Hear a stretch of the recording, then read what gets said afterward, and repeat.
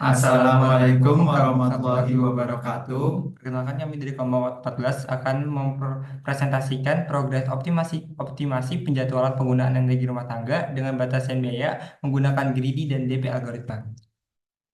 Lalu selanjutnya di sini ada anggota kelompok yaitu saya sendiri Muhammad Fiam Zaki dengan NIM akhir 225. Saya Muhammad Zaki Taj Aldin dengan NIM akhir 065. Saya Muhammad Abdillah Cesar dengan NIM akhir 245. Baik, selanjutnya di sini ada dataset yang telah kita temukan dan kita cantumkan di link tersebut. Lalu selanjutnya di sini ada desain sistem pada aplikasi. Yang pertama itu ada halaman registrasi.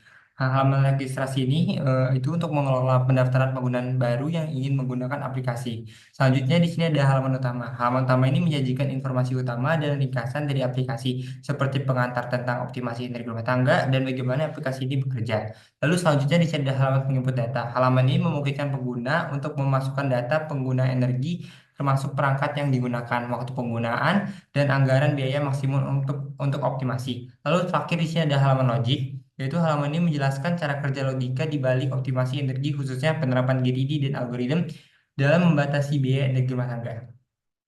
Lalu selanjutnya di sini kita masuk ke kode program.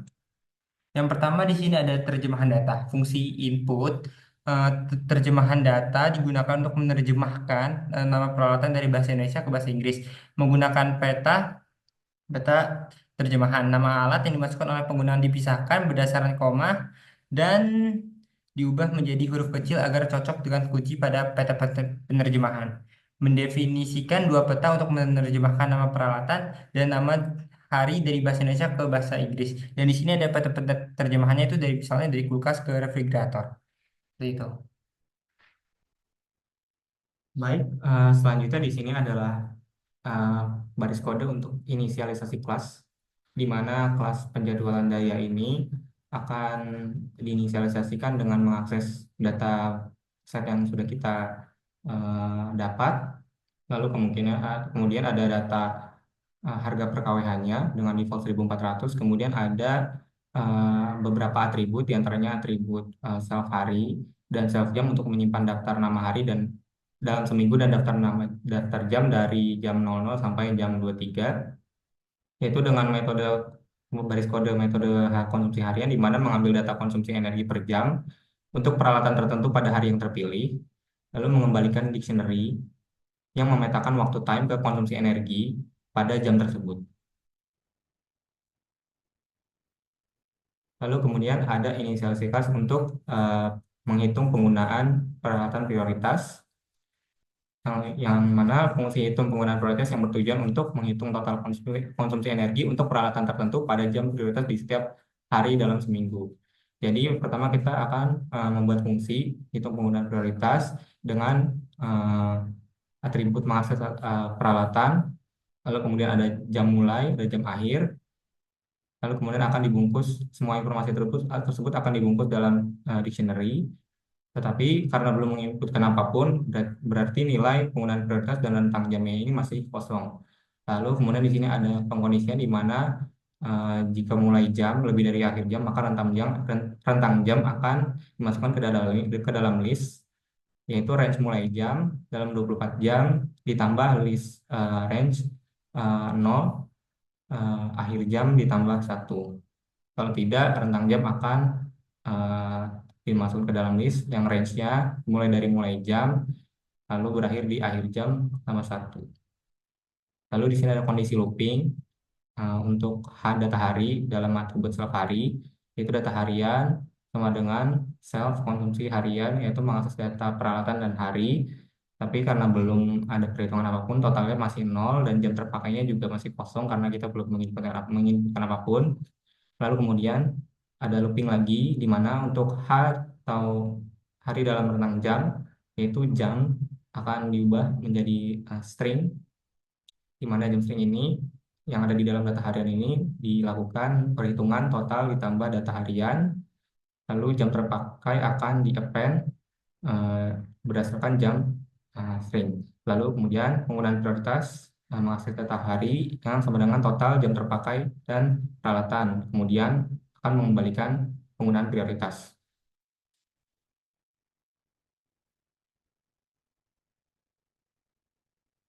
Ya, kemudian di sini ada fungsi untuk penggunaan peralatan terjadwal. Fungsi ini bertujuan untuk menemukan jam optimal bagi penggunaan terjadwal dari peralatan pada hari tertentu dengan konsumsi energi minimal. Di sini mirip-mirip dengan yang sebelumnya. Di sini ada inisialisasi fungsinya, ada looping juga untuk peralatan, alat di dalam peralatannya.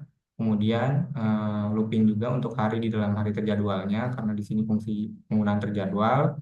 Lalu di sini akan dibungkus dalam suatu variabel yaitu daftar konsumsi. Di sini ada looping juga untuk jika jumlah n kurang dari jam dibutuhkan, maka akan di skip atau dilanjut ke proses selanjutnya. Lalu minimal konsumsi ini akan diatur angkanya menjadi float. Nah, di sini jam optimal masih kosong karena kita belum menginputkan apapun. Lalu di sini ada looping, yaitu for i in range n dikurangi jam dibutuhkan ditambah 1. Dan di sini ada perhitungannya selanjutnya, yaitu total saat ini sama dengan summarize constraint for constraint di dalam daftar konsumsi. Lalu di sini dimulai dari i dan berakhir di i plus jam dibutuhkan. Nah, di sini ada pengkondisian jika total saat ini kurang dari minimal konsumsi, maka minimal konsumsi sama dengan total saat ini. Lalu selanjutnya jam optimal sama dengan daftar konsumsi mulai dari i dan berakhir di i plus jam dibutuhkan. Nah, di sini ada pengkondisian lagi jika hari tidak ada di dalam penggunaan terjadwal, maka penggunaan jadwal terjadwal yang mengakses data hari itu sama dengan kosong. Lalu data penggunaan terjadwal yang mengakses data hari ini akan di-extend dengan mengakses jam optimal. Lalu kemudian akan dikembalikan nilai penggunaan terjadwal. Di sini ada fungsi untuk penggunaan tambahan, yaitu penggunaan peralatan tambahan, di mana yang bertujuan untuk menemukan penggunaan energi tambahan optimal pada peralatan tertentu dengan memanfaatkan sisa anggaran yang tersedia. Metode ini menggunakan pendekatan greedy knapsack untuk mengalokasikan anggaran yang tersisa.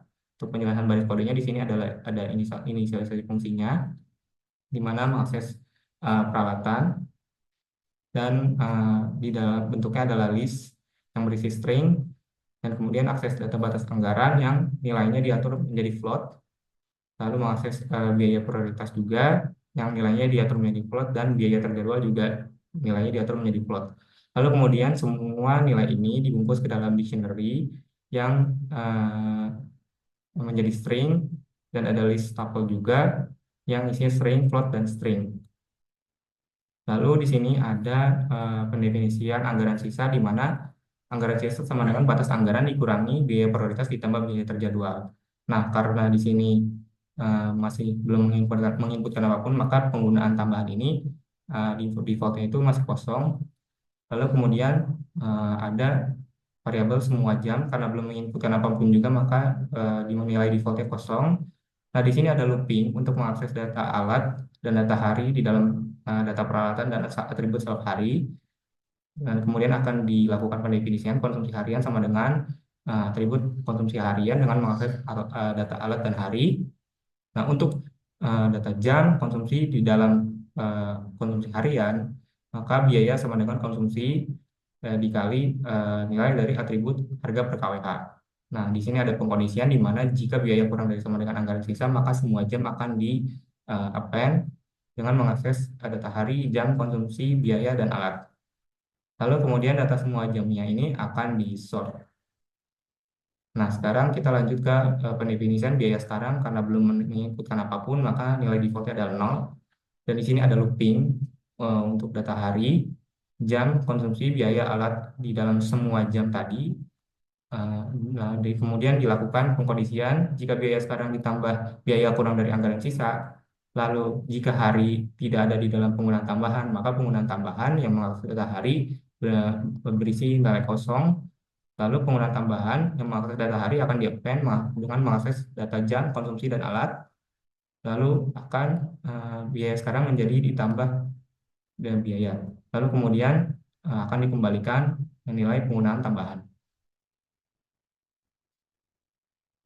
Baik, lalu di sini akan dioptimalkan penjadwalannya. Fungsi ini bertujuan untuk menghitung dan mengoptimalkan penggunaan energi berdasarkan prioritas, jadwal terjadwal, dan penggunaan tambahan, serta menghitung total biaya penggunaan energi.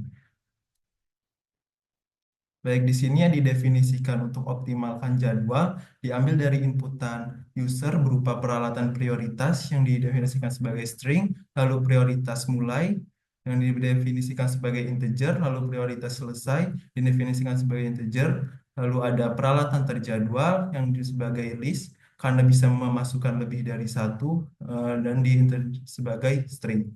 Lalu hari terjadwal sebagai string, lalu peralatan tambahan juga sebagai list, sebagai string, dan anggaran bulanan sebagai float.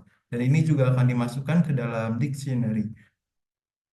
Di sini penggunaan prioritas dari yang sebelumnya sudah dijelaskan, di mana self ini menghitungan penggunaan prioritas yang diambil berdasarkan peralatan prioritas, lalu prioritas dimulainya penggunaan peralatan tersebut, lalu juga prioritas selesainya penggunaan peralatan tersebut berdasarkan jam dan harinya.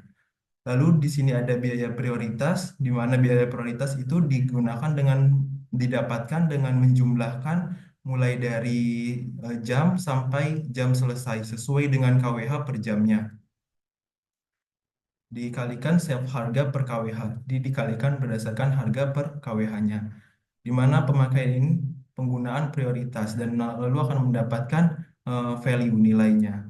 Lalu untuk penggunaan terjadwal sendiri dioptimalisasikan dengan temukan penggunaan terjadwal, di mana ini kita mengambil inputan-inputan user berupa peralatan terjadwal, lalu juga hari terjadwal. Nah, biaya terjadwal ini didapatkan dari penjumlahan antara konsumsi dari peralatan yang terjadwalnya itu per KWH-nya, lalu juga hari terjadwalnya. Nah, nanti di hari terjadwal ini diketahui waktu yang optimal dalam penggunaan KWH-nya dan akan mendapatkan value atau nilainya. Dan ini self harga per KWH sesuai dengan harga per KWH-nya. Lalu penggunaan tambahan. Penggunaan tambahan ini didapatkan ketika biaya prioritas dan penggunaan prioritas dan penggunaan terjadwal sudah didapatkan belum melebihi dari target bulanan. Nah, ini penggunaan tambahan ini didapatkan berdasarkan peralatan tambahan, anggaran bulanan, biaya prioritas, dan biaya terjadwal. Kenapa memasukkan biaya prioritas dan biaya terjadwal? Karena agar tidak melebihi budget yang sudah ditentukan oleh user. Lalu return. Ini untuk mengambil inisialisasinya, penggunaan prioritas, penggunaan terjadwal, penggunaan tambahan, total biaya juga prioritas, di mana ditambah dengan biaya terjadwal yang sudah dijumlahkan oleh KWH-nya per jam, lalu juga berdasarkan penggunaan tambahan jika diperlukan. Nah, akan mendapatkan value atau nilainya berdasarkan harga per KWH.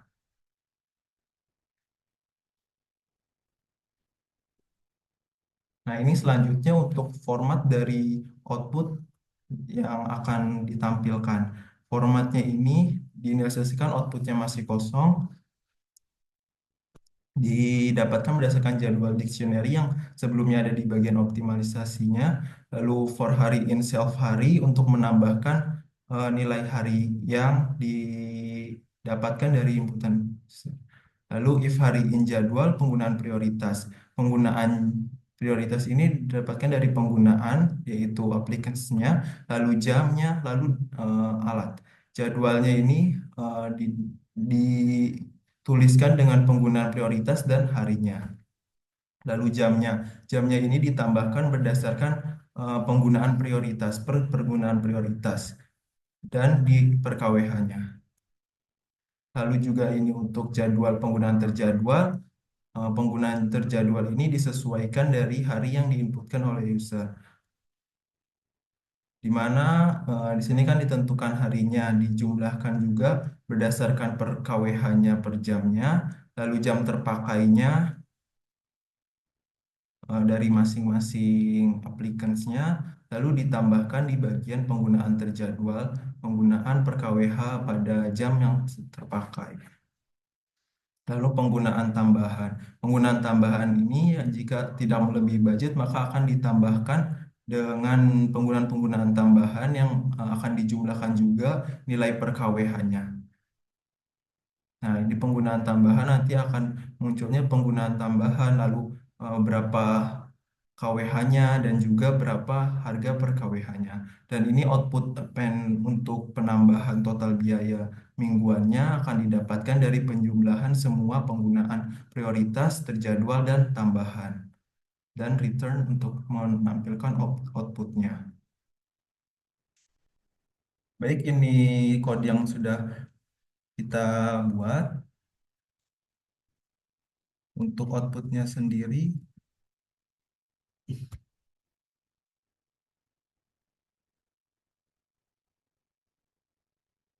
nah di sini kita memasukkan peralatan prioritas. Misalkan saja lampu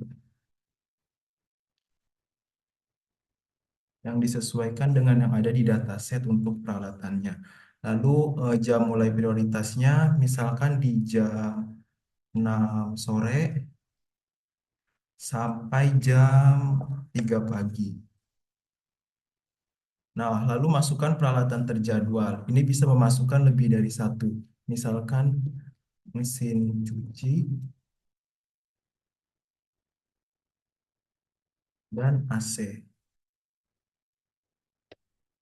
Nah, lalu memasukkan hari terjadwal. Hari terjadwal ini juga bisa berdasarkan jadwal, misalkan lebih dari satu, misalkan Senin, Rabu, dan Sabtu. Nah, ini untuk peralatan tambahannya.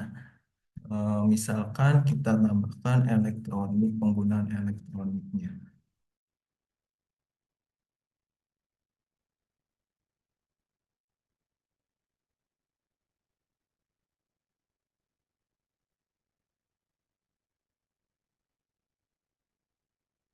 Nah, ini untuk anggarannya. Kita misalkan 600.000. Nah, ini adalah list-listan jadwal yang akan didapatkan oleh user dimulai dari hari Senin, penggunaan prioritas, di mana penjumlahan dari hari tersebut dari jam 6 sampai jam 3 itu jumlah per KWH-nya 25,51. Lalu juga penggunaan terjadwal. Kenapa ada penggunaan terjadwal? Karena sebelumnya user memasukkan hari terjadwal di hari Senin, di mana penjumlahan KWH-nya dalam penggunaan terjadwal itu 9,99 KWH, di mana penggunaan mesin cuci di jam 10, lalu mesin cuci di jam 11, dan AC di jam 12 dan jam 1. Ini juga ada penggunaan tambahan, penjumlahannya yaitu 25,15 kWh, di mana penggunaannya itu beragam. Yang paling optimal di jam 6, jam 4 sore, jam 8 pagi, jam 2 siang, dan seterusnya. Lalu juga ini sama outputnya untuk hari Selasa. Nah, ini juga Rabu ada penggunaan terjadwal, kan tadi di hari Selasa tidak ada karena user tidak menginputkan terjadwal di hari Selasa. Ini juga sama untuk outputnya akan diberikan berupa jadwal per jamnya. Ini kan penggunaan prioritas selalu ada di setiap harinya. Nah, untuk Saturday juga sama, ada penggunaan terjadwalnya di setiap, dan penggunaan jamnya juga beda, disesuaikan dengan paling optimal di hari tersebut. Nah, ini juga sama dan sampai terakhir di hari Minggu. Nah, ini untuk total biaya mingguan. Total biaya mingguan ini tidak melebihi dari budget yang ditentukan, yaitu sebesar 596,718.000. Jadi seperti itu untuk output yang kami dapatkan. Cukup sekian presentasi dari kami. Kurang lebihnya mohon maaf. Wassalamualaikum warahmatullahi wabarakatuh.